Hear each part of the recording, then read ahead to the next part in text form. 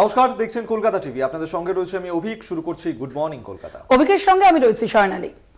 আর শুরুতেই যে খবরের দিকে নজর রাখবো, 2 বছরেরও বেশি সময় পর বাড়ি ফিরলেন অনুব্রত মণ্ডল। গরু পাচার মামলায় 2022 সালের 11ই অগস্ট সিবিআই অনুব্রতকে গ্রেফতার করে।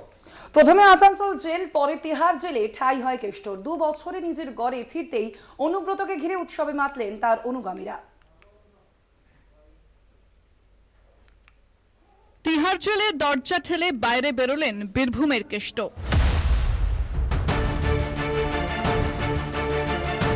শেষ দেখা গিয়েছিল হুইলচেয়ারে বসে, ক্লান্ত, বিধ্বস্ত, হতাশ। সোমবার রাতে দেখা গেল কেষ্টর বদলে যাওয়া চেহারা। ওজন কমেছে, চুলের ছাঁটও খানিকটা বদলেছে, রঙও কি করা হয়েছে। হলুদ নীল টি শার্ট, কেষ্টর বয়স যেন অনেকটাই কমিয়ে দিয়েছে।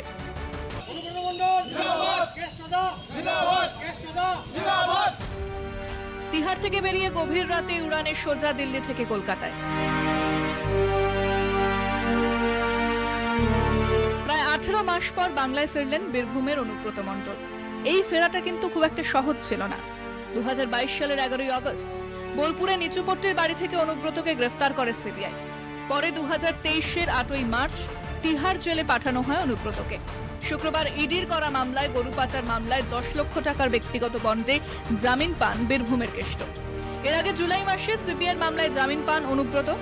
অনুব্রতহীন বীরভূম, এই পরিস্থিতিতে সাংগঠনিকভাবে এবং তৃণমূলের দুর্নীতির ধারাবাহিক প্রচারে দাঁত ফোটানোর আপ্রাণ চেষ্টা করে বিজেপি, কিন্তু ভোট রেজাল্টে তার নিট ফল মোটের ওপর শূন্য।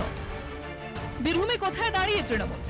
19টি পঞ্চায়েত সমিতি তৃণমূলের দখলে, 51টি জেলা পরিষদ তৃণমূলের দখলে, 161টি গ্রাম পঞ্চায়েত তৃণমূলের দখলে। সাংসদ অসিত মাল 3 লক্ষের বেশি ভোটে জয়ী, সাংসদ শতাব্দী রায় প্রায় 2 লক্ষ ভোটে জয়ী। লোকসভা ভোটের প্রচারের সময় অনুব্রতর জেল মুক্তি নিয়ে একরকম নিশ্চিত ছিলেন মমতা বন্দ্যোপাধ্যায়। এমনকি গ্রেফতারের পরেও দলের জেলার সভাপতি পদ থেকে সরানো হয়নি অনুব্রত মণ্ডলকে। আজকে কেষ্টকে কতদিন ধরে জেলে ভরে রেখে দিয়েছে, কিন্তু মানুষের মন থেকে ওকে দূর করতে পারেনি। আমি তো আস্তে আস্তে দেখছিলাম ম্যাক্সিমাম ইয়াং জেনারেশন ওর কথা বলছে। আমি শিখিয়ে দিইনি, আমি মানুষের রেসপন্সটা দেখছিলাম। ঘটনাচক্রে মঙ্গলবারই বীরভূমে বন্যা পরিস্থিতি খতিয়ে দেখতে যান মুখ্যমন্ত্রী মমতা বন্দ্যোপাধ্যায়। বোলপুরে প্রশাসনিক বৈঠকও করেন তিনি। মনে করা হচ্ছিল হয়তো দুজনের মধ্যে সাক্ষাৎ হবে। বীরভূমের রাজনৈতিক সমীকরণ যোগ বিয়োগে যে সাক্ষাৎ নিয়ে জোর জল্পনা ছিল জেলায় অনুব্রত বিরোধী বলে পরিচিত কাজল শেখের সঙ্গে সাক্ষাৎ নিয়েও। সকাল থেকে দেখা গেল না, আপনি কি দেখা করতে যাবেন আপনার সভাপতির সঙ্গে? আজকে বীরভূম জেলায় কে এসেছিল? আমাদের দলনেত্রী, যার নেতৃত্বে আমরা দলটা করি। বীরভূম জেলা না, সারা বাংলার মুখ্যমন্ত্রী। কখন যাবেন? সেটা সময় হলে আপনাদেরকে জানিয়ে দেবো। দাদার বাড়ি ভাই যাবে, সময় দিনক্ষণ ঠিক করে যেতে হবে না, যখন খুশি তখন যাব। বীরভূম জেলায় তৃণমূল কংগ্রেসের কোর কমিটিতে রয়েছেন চন্দ্রনাথ সিনহা, বিকাশ রায়চৌধুরী, কাজল শেখ, সুদীপ্ত ঘোষ, অভিজিৎ সিনহা। এর মধ্যে চন্দ্রনাথ সিনহা এবং বিকাশ রায়চৌধুরী অনুব্রতর সঙ্গে দেখা করতে নিচুপট্টির বাড়িতে পৌঁছন, কিন্তু কেষ্ট তাদের খালি হাতেই ফেরান। আমরা যে যাই করি, অনুব্রত মণ্ডল বিকল্প কেউ নেই। শুধু জেলায় নয়, রাজ্য স্তরে অনুব্রত মণ্ডল একটা গুরুত্বপূর্ণ ব্যক্তি। দেখুন, এ বিষয়ে কোনো মন্তব্য করা উচিত নয়, কারণ বিষয়টা সম্পর্কে আমি অবহিত নই। ওই জায়গাতেই প্রেজেন্ট ছিলাম না, 1। 2 হচ্ছে অনেক দূর থেকে জার্নি করে এসেছেন। 2 বছর জেলার বাইরে ছিলেন, ঘরের বাইরে ছিলেন। এই সময় তার মনের মধ্যে অন্য একটা চিন্তাভাবনা থাকতেই পারে। তবে কি কেষ্ট ফিরতেই বদলে যাবে বীরভূমের সব সমীকরণ? এতদিন পরে সবার প্রিয় কেষ্টদা ফিরতেই দেখা গেল সেই পুরনো ছবি। সবুজ আবিরে মাখা অনুগামীদের মুখ, বাড়ির সামনে অপেক্ষায় অসংখ্য মানুষ। কেষ্টর ঘরোয়া আপসেটে আবেগে ফুটছে নিচুপট্টি। আবেগে ভাসলেন বীরভূমের বীর। আবেগ চেপে রাখতে না পেরে চোখ মুছলেন। ভাঙা ক্লান্ত শরীর, তবু অনুগামীদের উদ্দেশ্যে বার্তা দিলেন। মমতা ব্যানার্জিকে আমি ভালোবাসি, দিদি যেমন আমাকে ভালোবাসে, মমতা ব্যানার্জিকে গোটা ওয়েস্ট বেঙ্গলের মানুষ ভালোবাসে, অল ইন্ডিয়া মানুষ ভালোবাসে। 2022 সালে অনুব্রত গ্রেফতার হওয়ার পর তৃণমূলের বিভিন্ন অনুষ্ঠানে কেষ্টর ছবি খুব একটা দেখা যায়নি। মঙ্গলবার মমতার সফরে পোস্টার ব্যানারে কিন্তু অনুব্রতর ছবি নজরে পড়েছে, জানি ইতিমধ্যেই জল্পনা তুঙ্গে। তাহলে কি বীরভূমের রাজনীতিতে পুরনো বিক্রমে ফিরছেন কেষ্ট? কলকাতা টিভি।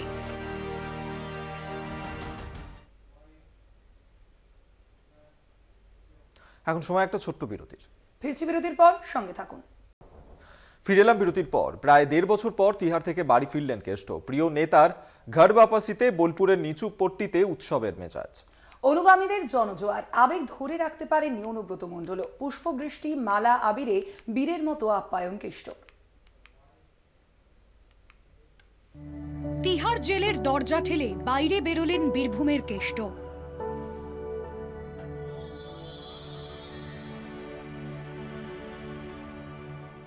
শেষ দেখা গিয়েছিল হুইল চেয়ারে বসে, ক্লান্ত, বিধ্বস্ত, হতাশ। সোমবার রাতে দেখা গেল কেষ্টর বদলে যাওয়া চেহারা।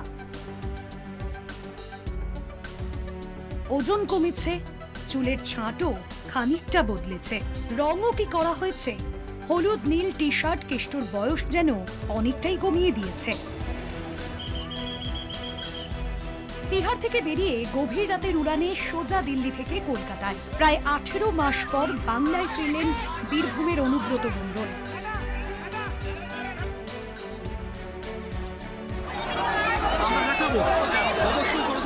সবুজ আবিরে মাখা অনুগামীদের মুখ, বাড়ির সামনে অপেক্ষায় অসংখ্য মানুষ। কেষ্টর ঘরোয়া সিটে আবেগে ফুটছে নিচু পট্টি।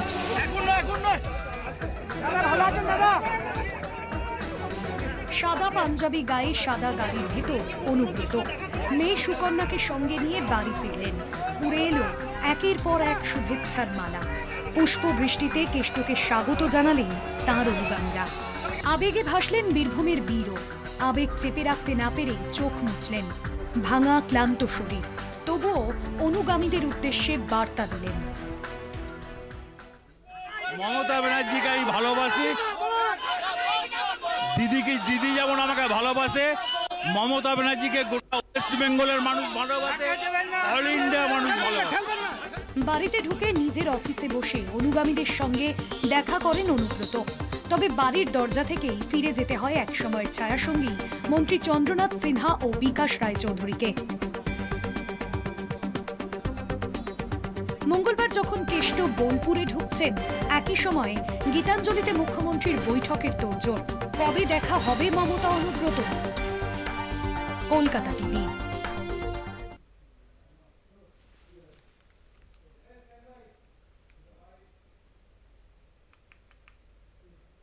আগেই জানিয়েছিলেন পুজোর আগেই ঘরে ফিরবেন অনুব্রত মণ্ডল, তাই হয়েছে, সত্যের জয় হয়েছে। মঙ্গলবার জেলার বন্যা পরিস্থিতি পরিদর্শনে গিয়েছিলেন মুখ্যমন্ত্রী। চূড়ান্ত ব্যস্ততা ছিল মুখ্যমন্ত্রীকে ঘিরে। এরপর অনুব্রত মণ্ডলের সঙ্গে অবশ্যই দেখা করতে যাবেন, কলকাতা টিভিকে জানিয়েছেন কাজল শেখ। নিজ জেলায় ফিরেছেন বীরভূম জেলা তৃণমূল কংগ্রেসের সভাপতি অনুব্রত মণ্ডল। অনুব্রত মণ্ডল এবং কাজল শেখ, এই দুটি নাম অবশ্যই বীরভূম জেলায় চর্চিত। আমাদের সঙ্গে রয়েছেন বীরভূম জেলা পরিষদের সভাধিপতি কাজল শেখ। দাদা, কেষ্টদা ফিরেছে, কি বলবেন? এর আগেও অনেকবার বলেছি, সত্যের জয় হয়েছে। তাকে মিথ্যা মামলায় তিহার জেলে আবদ্ধ রাখা হয়েছিল, রাজনৈতিক উদ্দেশ্য প্রণোদিতভাবে রাখা হয়েছিল। এবং কিছুদিন আগে যখন আমাদের রাখি বন্ধন উৎসব ছিল, তখন আপনাদের মাধ্যমে বলেছিলাম যে পুজোর আগে তিনি ফিরে আসবেন। ফিরে এসেছেন। তার হাত ধরে আমাদের সকলের রাজনৈতিক জীবনে পথ চলা শুরু। স্বভাবতই কেষ্টমণ্ডল ফিরে এসেছে। আমাদের পরিবারে, আমাদের যারা তৃণমূল কংগ্রেস পরিবার, সকলে ঘরে একটা খুশির হাওয়া, সেটাই চলছে বীরভূম জেলায়। আপনাকে সকাল থেকে দেখা গেল না, আপনি কি দেখা করতে যাবেন আপনার সভাপতির সঙ্গে? আজকে বীরভূম জেলায় কে এসেছিল? আমাদের দলনেত্রী, যার নেতৃত্বে আমরা দলটা করি। বীরভূম জেলা না, সারা বাংলার মুখ্যমন্ত্রী। তো বীরভূম জেলায় যে 9টা অঞ্চলে বন্যা কবলিত এরিয়া, সেই এরিয়াগুলো পরিদর্শন এবং সেই এরিয়া রিপোর্ট কালেকশন করতে এসেছেন। তিনি আমাকে বীরভূম জেলার সভাধিপতি আসনে বসিয়েছেন। স্বভাবতই সারাদিন আমাদের ওই টেনশনটাই ছিল যে তাকে আগে রিপোর্টটা আমরা দেবো, সেই রিপোর্টটা রাজ্যে যাবে, সেটাই হয়েছে। এরপর যাবো দাদাকে দেখা করতে। কখন যাবেন? দাদার বাড়ি ভাই যাবে, সময় দিনক্ষণ ঠিক করে যেতে হবে না, যখন খুশি তখন যাব। দাদা, আজকে একটা ভিন্ন ছবি উঠে এলো। আপনার দলের দুই বিধায়ক চন্দ্রনাথ সিনহা এবং দেখলাম বিকাশ রায়চৌধুরী, আরও কয়েকজন নেতাকে অনুব্রত মণ্ডল যথেষ্টও তাদের প্রতি অসন্তুষ্ট, তাদেরকে দেখা করলেন না, বাড়ি পর্যন্ত ঢুকে দিলেন না। দীর্ঘ সময় ধরে কেষ্টমণ্ডলের বাড়ির দরজায় তারা দাঁড়িয়েছিলেন, কি বলবেন? দেখুন, এই বিষয়ে কোনো মন্তব্য করা উচিত নয়, কারণ বিষয়টা সম্পর্কে আমি অবহিত নই, ওই জায়গাতেই প্রেজেন্ট ছিলাম না। এক, দুই হচ্ছে অনেক দূর থেকে জার্নি করে এসেছেন, 2 বছর জেলার বাইরে ছিলেন, ঘরের বাইরে ছিলেন। এই সময় তার মনের মধ্যে অন্য একটা চিন্তাভাবনা থাকতেই পারে।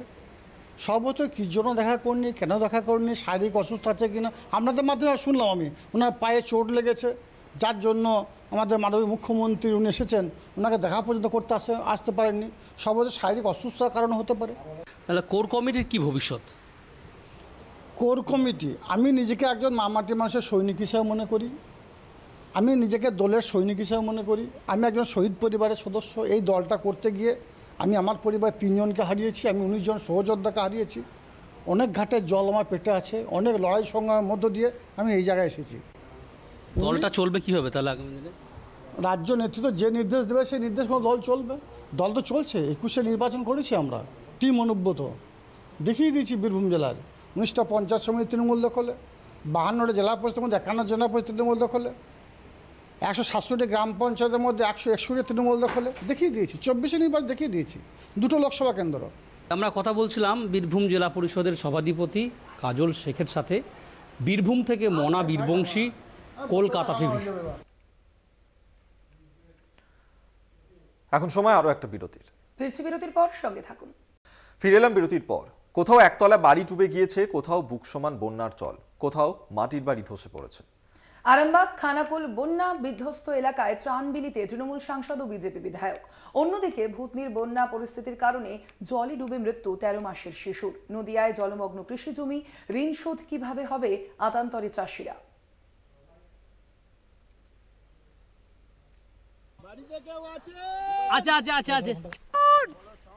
আমরা খাবার নিয়ে যাচ্ছি, একটু সারাদিন।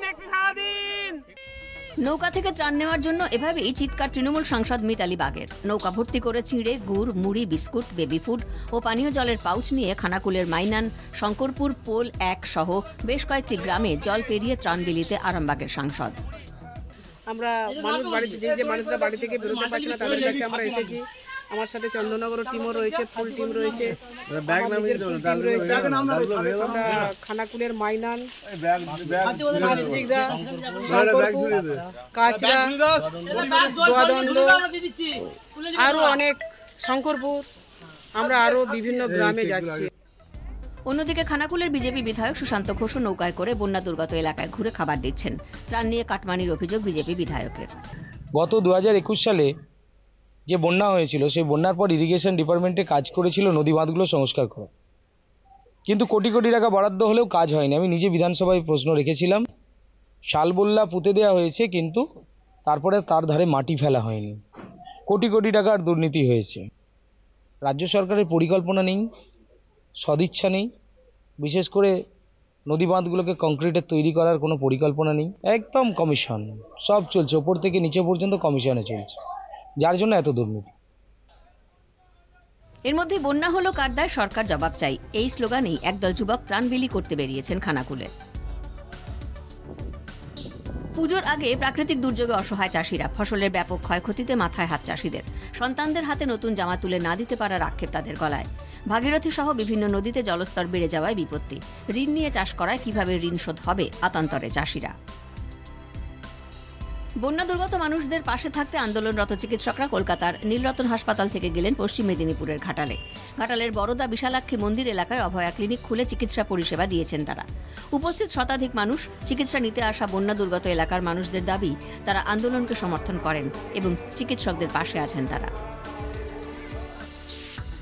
ভূতনির বন্যা পরিস্থিতির কারণে জলে ডুবে মৃত্যু হল 13 মাসের শিশুর।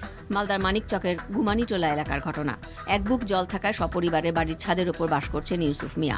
সোমবার সন্ধে সবার চোখের অগোচরে শিশুটি ঘরের বাইরে বেরিয়ে জলের মধ্যে তলিয়ে যায়। দেহটি ময়নাতদন্তে পাঠিয়েছে মানিকচক থানার পুলিশ। মুর্শিদাবাদের ফরাক্কা বাঁধে জলস্তর বাড়ায় রানীনগর ও জলঙ্গি ব্লকের মানুষকে সতর্ক থাকার বার্তা গঙ্গা ক্ষয়রোধ বিভাগের। ইতিমধ্যে জলঙ্গির সীমান্তে জল বাড়ায় আতঙ্কে এলাকার মানুষজন। জলমগ্ন কৃষি জমি, বন্যা মোকাবিলায় তৎপর জেলা প্রশাসন। কলকাতা টিভি।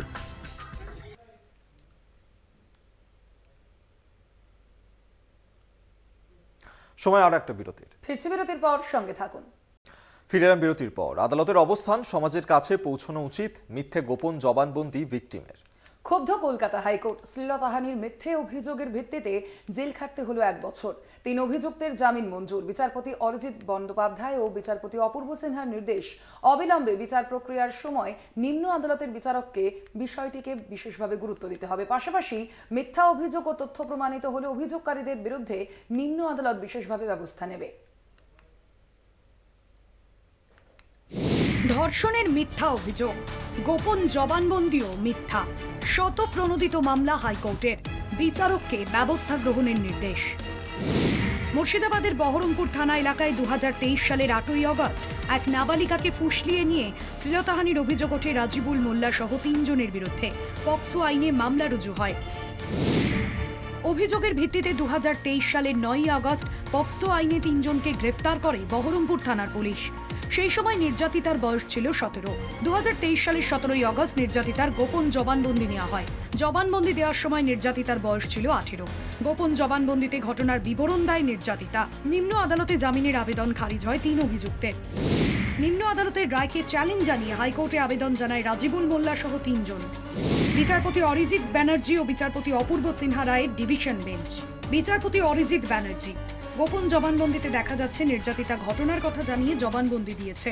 আবেদনকারীদের আইনজীবী, আমাদের বিরুদ্ধে মিথ্যা অভিযোগ করা হয়েছে। নির্যাতিতার আইনজীবী, আদালত জামিন মঞ্জুর করলে আমাদের কোনো আপত্তি নেই। বিচারপতি অপূর্ব সিনহা, কিন্তু আপনার ক্লায়েন্ট তো গোপন জবানবন্দিতে বলেছে যে তার শ্লীলতাহানি করা হয়েছে। অভিযুক্তদের বিরুদ্ধে পক্সো আইনে মামলা দায়ের হয়েছে। নির্যাতিতার আইনজীবী, আমার ক্লায়েন্ট যখন গোপন জবানবন্দি দিয়েছিল তখন তার উপর চাপ সৃষ্টি করে ভয় দেখিয়ে এই গোপন জবানবন্দি দেওয়ানো হয়েছিল। অরিন্দম সেন ও শিলাদিত্য ব্যানার্জি সরকারি আইনজীবী, এক্ষেত্রে আদালতের গুরুত্ব দিয়ে বিবেচনা করা উচিত। বিচারপতি অরিজিৎ ব্যানার্জি, আমাদের মিথ্যা গোপন জবানবন্দির জন্য 3 ব্যক্তি 1 বছর অযথা জেল খাটল।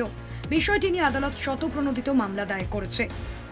3 অভিযুক্তের জামিন মঞ্জুর করা হলো। মিথ্যা নথি ও মিথ্যা অভিযোগের বিষয়টি আদালতের নজরে আসায় আদালত এই বিষয়টি নিয়ে আলাদা শতপ্রণোদিত মামলা দায়ের করছে। আদালতের শতপ্রণোদিত মামলার দীর্ঘ শুনানির পর আদালতের নির্দেশ। বিচারপতি অপূর্ব সিনহা রায়, সামগ্রিক বিষয়টি খতিয়ে দেখে আদালত প্রাথমিকভাবে এই সিদ্ধান্তে উপনীত হয়েছে। অভিযোগকারী অভিযুক্তদের বিরুদ্ধে যে গোপন জবানবন্দি দিয়েছে সেটা মিথ্যা, আদালতকে বিভ্রান্ত করেছে। মিথ্যা অভিযোগের ভিত্তিতে 3 জনকে 1 বছর জেল খাটতে হলো। নিম্ন আদালতের বিচারক বিচারের সময় সামগ্রিক বিষয়টি বিবেচনা করবেন। বিচার প্রক্রিয়া চলার পর নথি দেখে অভিযোগ মিথ্যা প্রমাণ হলে অভিযোগকারীদের বিরুদ্ধে উপযুক্ত ব্যবস্থার বিষয়টিও নিম্ন আদালত বিচার করবে। সমাজের কাছে আদালতের এই অবস্থান পৌঁছানো উচিত। আইনজ্ঞ মহলের মতে মিথ্যা অভিযোগ করলে অভিযোগকারীর বিরুদ্ধে আদালত শাস্তির ব্যবস্থা গ্রহণ করতে পারে। পীযূষ কান্তি নাগের রিপোর্ট, কলকাতা টিভি।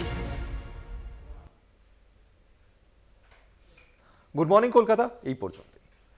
দেখতে থাকুন কলকাতা টিভি, রাত দিন 7 দিন।